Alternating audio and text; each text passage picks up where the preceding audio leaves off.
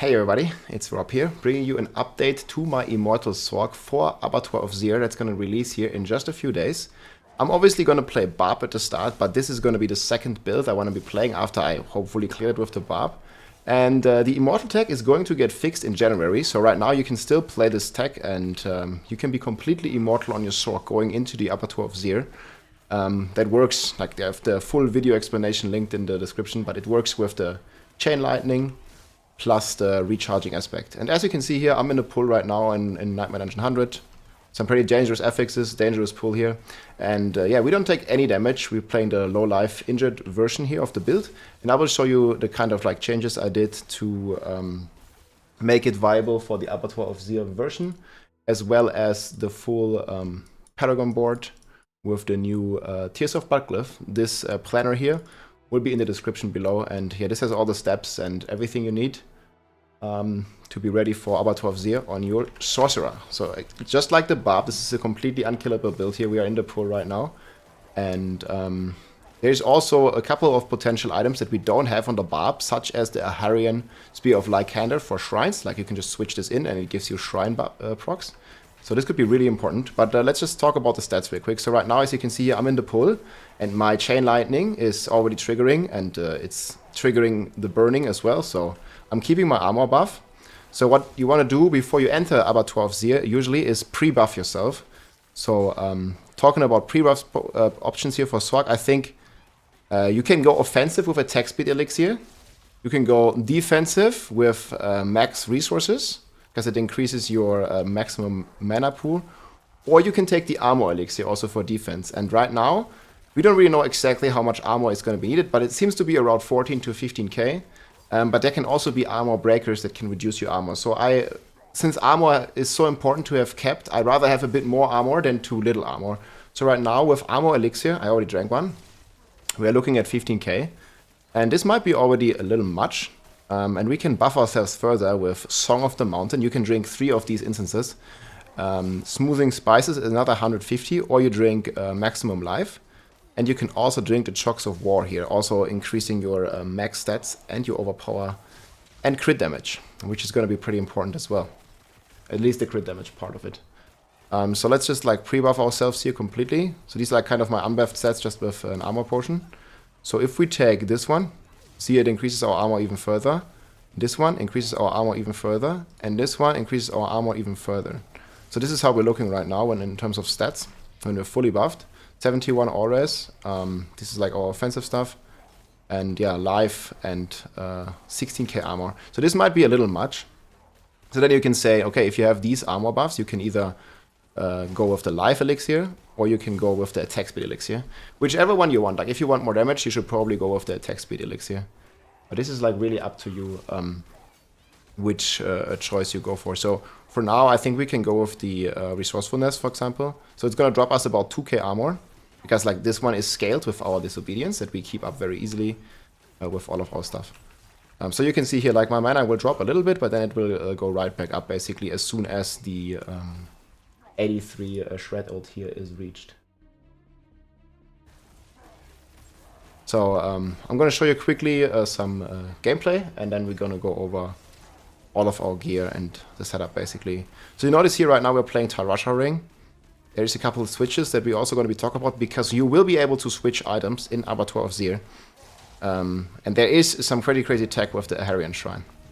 So for now, if you're in this pull, you can like start doing your rotation. Like the idea in Abattoir of Zir is make big pulls, right? Like you want to make a big pull like this, make them all vulnerable with your evade, which basically resets automatically whenever you proc your Chain Lightnings. You see here, it like goes pretty fast. And notice like we have still a pretty good offense, so you want to keep your Tarasha stacks. We will cast Ultimate, Ice Blade, Armor, like all this kind of stuff, and then we kind of start balling here, and yeah, stuff dies pretty quickly. At least if it's not immortal. There you go. But this is how it kills everything. And the idea if this build is like you're gonna make some pretty big pulls. Keep up your stacks basically. See, like you can just go through here. You will be completely immortal. And ideally, let me not kill them now with Ball Lightning. So maybe we just cast one Ball Lightning to make like a big pull here somewhere. Let's kill this guy. Maybe like around here. So you'll make a big pull here in the middle. make them all vulnerable. Probably on the damage reduction guy now. And then we want to start our rotation. Like, not even ultimate, like, we don't even need it. Like, the damage is insane. Like, it's still hitting for, like, as you can see, like, 200, 300 K ticks. Whenever you have all the buffs. And I think it's more about making big pulls and survivability. And what you can also do is, once you kill packs, or once you have packs here in the pull, for example, like, see this pull, for example, we can switch to the Aharian and get a shrine proc. Like, so we can just switch items in Abattoir of Zir. So you switch, you kill these. And okay, now we have... Oh, we didn't get a shrine. Now we got Geet Shrine. Okay, that was very bad. So now we can wait 30 seconds and then we can do it again. The only thing you will lose is a bit of resource generation and a bit of damage. But, I mean, if you get an artillery or a blast wave shrine, this setup is going to be insane. And on top of this, you can spice things up. I only have the Barb items here right now. With shrine buff duration, which is getting your shrine effect from the Aharian to like 28%. And the conduit shrine, the artillery shrine, and the blast wave shrine. You have like 3 shrines. It will absolutely one-shot everything in Abattoir of Zir. So I'm expecting this build to clear the highest tier of Abattoir of Zir pretty easily with this technology. You're gonna be immortal, and I mean, you can just like rely on shrine effects to basically kill everything. But this is just a switch, guys. Like, you don't have to do this. Like, the damage is gonna be enough already, because you can like make a very big pull. And you know, on Ball Lightning, it's like very important to be in a specific spot, like right in the pixel middle of the monster, like this, to deal the maximum damage with your Ball Lightning, basically, to the monster. That is like a huge difference in comparison to like you know, just like being on the outside or something, right? So this is like really important. So let's see, actually, like, get this elite to like a little, guys. We'll just see which shrine we proc, and we can also switch the boots here for shrine buff duration. Then we can just kind of see here. Yeah, see, now we got Geet Shrine again. So obviously this can happen, right? Like, you can get some pretty bad shrines. It's a bit RNG, but then if you get the bad shrine, you just switch back to your normal setup and you keep playing. So every elite you kill, you just like switch to that shrine. You need to wait 30 seconds, but usually, you know, like in Abattoir of Zir, you'll make big pulls. Like, this is probably a small pull. See here, like, we're just gonna like get all these guys together. Remember to like cast your stuff every now and then, right? So we make a big pull here. You can like stand right in the middle and keep like 1 or 2 Ball Lightnings up. We make the switch here to Spear of Lycander again. I don't know if 30 seconds have passed yet. Like, you can probably like get the timing down like a bit better than me. And then you can go here. And now we got Channeling Shrine, so now we can just like completely spam all our spells with Channeling Shrine for like 30 seconds, which is gonna be insane. So I'm not sure if we're gonna switch the amulet, but this is like some technology you can do. And if you fish enough, man, you can just clear the entire rift with Conduit, Blast Wave Shrine, and Artillery Shrine. And Channeling and Protection is also good. The only shrine that's useless is the Greed Shrine, which I gotten 2 times. So there is definitely, you know, some RNG part to this. But if you have enough Sigil Powder stacked, this is gonna be, I think, pretty insane. So right now we're looking at about 200k Sigil Powder. But yeah, this guy is completely immortal, and I wish the shrines weren't a thing in the Abattoir, but they are. We saw a Filthy Witch community manager find an artillery shrine like randomly in the Abattoir of Zir. So yeah, Spear of Lycander will most likely work as well. And we have confirmation that the weapon switches, item switches are possible. So we're gonna do the switch on every elite probably. But yeah, this is like a lot of min-maxing, guys. This is like the best build, in my opinion, for the Sorc. Obviously, I played a lot more Barb than Sorc, but I think this build is going to be completely nuts. So let's go over the set. We have Harlequin's Crest here. Shaco is the best because it gives you resource generation together with your amulet.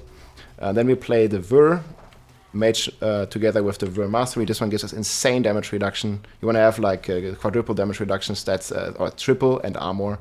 As I said, like, you want to reach this good armor cap here. We have 14 right now, and for Abattoir of Zir, this might be enough, or else you're gonna drink Iron Skin Elixir. If you want damage, you drink attack speed. Then we have the Gravitational here. I'm still debating if I'm gonna switch it to Lucky Hit resources. We have the Lucky Hit proc already, so probably the planner will have the crit chance against injured. We're gonna switch that to 16% Lucky Hit. Because like that, like, we're just gonna become even more immortal than we already are. So that's gonna be pretty fun. Then we have our pants here, Disobedience, very important. We can't have it on the amulet because Melted Heart is there. So we just get our armor from this piece. Then we have the boots. These are actually my rear boots right now. So you can have shrine duration on the same one, but I just like to switch it whenever we proc the shrine. But you could, instead of ranks to teleport, you could go with shrine buff duration. Mana cost, injured, very important, and movement speed. Also really good to proc your Ravenous, so you can't really get rid of the movement speed here. It's just too important. Yeah, then we have Vulnerable here, and Barrier. Again, you can switch these, like it won't really change our survivability all too much. It will just reduce our resource recovery a little bit. Then we are playing Tarasha's Loop for the... let's just stand in the middle here. We're playing Tarasha's Loop for the big DPS. We get all the stacks, one from Infection, that's the poison stack. We get the lightning stack from Ball Lightning. We get the cold stack from Ice Blades, like this one is really good. Even the Blood Blisters can't do anything to us. And we get the fire one from Flame Shield, so you get 4 times the damage here. And if you feel like you're too squishy, you can, if you want just more survivability, you can consider switching this ring to the mana regeneration aspect. And this one, let's see here, should give us, let's do 1 Ball Lightning. It's gonna give us some crazy mana regeneration here. We're gonna get 100 mana a second. So like 100 mana every second with this build. It's gonna be completely insane. But yeah, you can just switch as you need. And you can go from there. But yeah, usually we're playing Tarasha. And we are playing the recharging ring, obviously. This one gives us all the mana back with our Chain Lightning procs. Like I see, even these Blood Blisters can't really do anything much to us. And then we have the Melted Heart, of course, on the Amulet. Unfortunately, the build is not possible without Melted Heart. It is possible, however, without Shaco, so you can just drop Shaco and get Godslayer Crown, or even a Rare Helm in here with Armor, Life, Cooldown, and Maximum Mana. And then put the... there's a cooldown aspect, gives you cooldown for your defensive skills. Or there's also one that reduces the damage taken from vulnerable enemies, so you can make up for the Shaco damage reduction. But what you can't make up for is resource generation, so I think Shaco still wins, and I also have 18k life in this build, which obviously helps a lot, right? Yeah, enchantment slots, we have Fireball to burn everything, and Chain Lightning, and this also keeps up our disobedience here as we stand in the middle and do nothing. We just keep getting our disobedience. And that's basically how it looks there. Then we go over the skill tree. This is how this looks. I'm going to put the planner in the description. So we have 2 ranks in Fireballs just to unlock the enchantment and the core section. We just go like defensive here, defensive, Flame Shield, Eternal Attunement. I still have Glass Cannon right now, but in the final build, like we won't even play Glass Cannon. I will put these points. We have this, we have this. Yeah, the planner in the description will have the... Let's actually go over the planner, because I already did all this here. So yeah, 2 points in Firebolt, Devastation, Elemental Dominance, Teleport, Flame Shield. Okay, yeah, the points go here and align the elements, so this one gives you more damage reduction faster, right? The build's gonna be even stronger than what you saw here. Then we play Devouring Blaze, because we burn everything, extra multiplier. We play Fiery Surge, this one is increasing our mana rack, right? So base mana rack is like 48, and as soon as we kill a burning enemy, it goes to 100. It's double dipping. There is a, I don't know, a bug with it or something, but it doesn't give you 45. What it does is gives you 1.45 twice, so it's actually giving you times 2.1 mana rack. So that's how we reach like these crazy numbers here, right? Of whenever we kill an enemy, like we get 100 mana regeneration, and we are like completely immortal when we attack. So that is that. And then, yeah, you can see the rest here. Electrocute, like this, like lightning buffs, and the Vir Mastery, again together with the Mage Lord. Paragon board, this one looks completely different now. We reworked a lot. I also got some inspiration from Northwest Paragon board, big shout out. We did a couple small changes to that one though, but like overall it's roughly the same.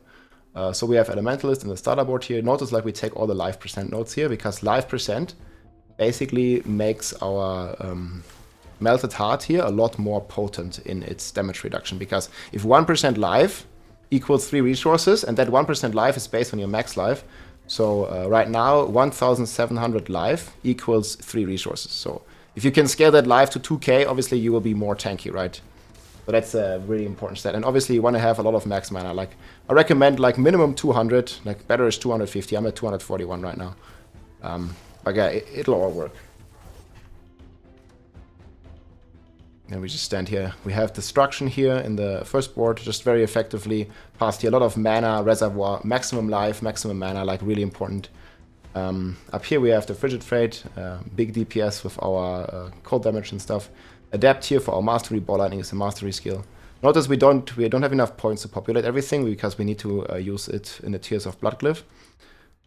We have Warding here, extra damage reduction if we have less mana. So if we ever get close to dying, you can use this, but you can also take another offensive option like Flame Feeder or these kinds of stuff here. Then we have the Enchantment Master. This increases the potency of our Chain Lightning. So you see it only needs to spend 83 mana to proc. And if we take it off in our Paragon board, that thing goes back to 100 mana. But you want it at 83 because it just makes your HP pool that triggers the Chain Lightning a lot bigger, basically. It increases the potency by 20%. And then here we have the Burning Instinct. This is the glyph, the board where we put the new glyph in. This one multiplies the burning damage reduction. So instead of 10, you're getting 3.5x if you have it on max level. So you're actually getting 35% damage reduction from burning enemies just from this node alone, plus another 6. So that's 36% damage reduction, which is crazy. And then we have the Safeguard here, damage reduction from elites and armor, which is really important for the Sorc. And finally, we have the Static Search here. This one is also mandatory because it helps with our mana regeneration. It makes us completely immortal. Like there's no way you can like die on this build. And again, you can do this kind of fun stuff. And yeah, now we have Blast Wave. So yeah, this is like now our Shrine proc Blast Wave. So this will essentially one-shot everything in like high tiers. Look. Even here, like, boom, everything's dead, right? So yeah, it's a completely insane build. Now we even found like a normal conduit here as well, so makes it even stronger. Okay, this one is cursed, but whatever. Like you get the idea. And also the funny thing is like these monsters, there's like spawn a few, they will not be able to interrupt us when we are unstoppable. Wait, I need to dash to be unstoppable, right? So yeah. Like even if you take damage and are unstoppable, you can still get interrupted, like using a town portal or doing an objective or something. But not with this, because the Melted Heart, like you don't take damage and you can't get interrupted.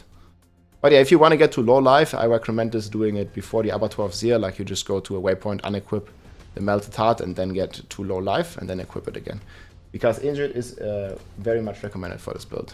But yeah, that's the Paragon board basically. And at some point, guys, your glyph will be at max level. Right, and then you can take out a couple nodes here. I was like taking out all these life nodes, for example. Here, this life node, this life node. You gotta take out some stuff, this one here as well, to then fully populate the glyph, right? So I would recommend, okay, there's one more point we need to get, so probably we're gonna get rid of some physical damage. So this is how it would look then if you have the glyph at level 50 or higher. And even you could even consider like putting 2 more points here, like, I don't know, getting rid of some defensive stuff here to then populate the glyph fully, because this is like the most DPS you can get at the end. Like it's gonna give you like times 10 the damage. And yeah, that is the build that I will most likely play after I done the Abattoir of Zir with Barb. I will try this build. I'm very much looking forward to test the Aharian Spear of Lycander. Again, this one has crazy potential to break the game basically, because you can, if you can gear swap, it's gonna be completely busted. Like you can just get all the shrine effects, get conduit shrines. You're gonna be completely immortal. You're gonna one-shot everything, no matter how high it scales, guys. If you can kill an elite and get a conduit proc, it's gonna kill everything, because conduit damage is based on life % of enemies. I was really hoping it wouldn't come to this. First of all, like I don't like that we can gear swap, and I don't like at all that there's pylons. We already had this in Diablo 3 when we had like the conduit fish going on. Like people were just like, you can't clear the rift unless you get a conduit at some point, right? In Diablo 3 Greater Rift. So it looks like that kind of stuff is going to make a return in Diablo 4, which I really dislike, but that's the direction they chose to go with. But yeah, you can even increase this shrine duration by just items with shrine buffs. So yeah, it might get completely insane. We don't know. We will see. But I'm looking forward to just like play the normal Ball Lightning Sorc in the Abattoir as well. Because yeah, the Ball Sorc is a lot of fun, guys. It's the best build next to the Hoda Barb. It's the only build up there in the like S+ tier basically. And I'm expecting both of these builds to absolutely march through and clear the highest dungeon probably on the first day, if not in the first couple days. We will see, guys. I still have some more prep to do, like reroll my bracers here. You see I didn't roll it yet. I'm gonna reroll it to lucky hit. But in the planner here, I have all the stuff for you, and this is gonna be in the description. Hope you guys enjoyed. Good luck on your adventures. I'm gonna do Barb first and then Sorc. Take care, my friends. GG. Hey guys, quick little addition here to the video. I've read a lot of your feedback, and there's a demand for having no uber unique versions, and so I created one for this Ball Lightning Sorcerer. We switched out Shaco for Godslayer. We switched out Melted Heart for Disobedience, so we have a lot of armor. And this also allows us to switch in Tabut's Will and Esu, because we don't have to play low life. And this is like a much more like balanced and achievable version for people. So we're still playing with Chain Lightning and the recharging aspect for the mana. We also have Lucky Hit mana on the gloves here. And yeah, Godslayer will basically create a pull for you that we will trigger with Convulsive. This is going to pixel pull the enemies. It's going to trigger the Godslayer whenever you stun. And it's going to do a lot of damage as well. We also switched the injured power here to Anticipation for some extra uptime on our unstable currents. And this build actually is going to have a lot more damage than the Melted Heart version. It's not going to be, or the Uber Unique version, it's not going to be quite as tanky. So I'm going to put this version in the description as well. You can check everything out. It's basically the pretty standard Ball Lightning, just like I did a bit of changes on the Paragon and a bit on the gear after playing it. And we're also playing Esu here over the Flicker Steps, because I think Esu is just like adding that extra damage. And you have very good uptime on Flame Shields and on your cooldowns. So yeah, give this one a go, guys. This is Abattoir of Zir, no Uber Unique version. Enjoy, GG. If you like this video, make sure to subscribe, leave a like or a comment. I'm also live on Twitch almost every day, so come and say hi.